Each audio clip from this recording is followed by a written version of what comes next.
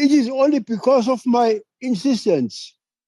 Everyone knows that, the older people know that the king himself is recognized in the constitution.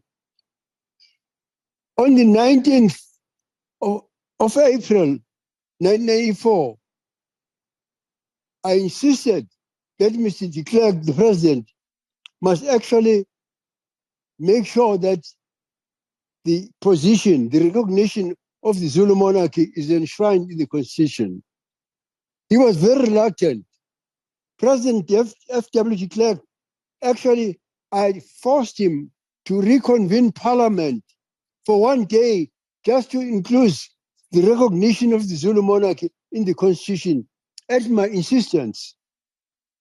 I was told that everything relating to the position of the king would be dealt with in the constitution for KwaZulu-Natal when it was drafted later. When we tabled that draft in the legislature, that constitution, it was accepted by all parties, including the ANC. That constitution, indeed, it covered everything relating to the position of the king and the role of the traditional prime minister. However, at the 11th hour, when the Constitutional Court was set to certify the Constitution of KwaZulu-Natal, His Excellency, he was then just a member of the legislature, Mr. Jacob Zuma, who was the chairperson of the ANC in KwaZulu-Natal, he went behind our backs and prevented the Constitutional Court from certifying the Constitution. That had all that.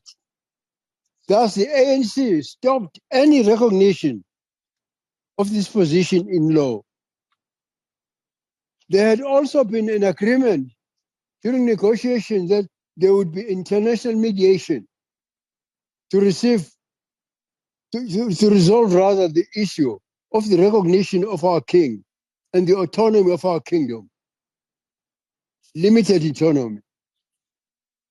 I think just like as we can see in Uganda, where you have got the recognition of the Buganda monarchy and the Toro monarchy. The then president of the country, Mr. F.W. de Klerk, Mr.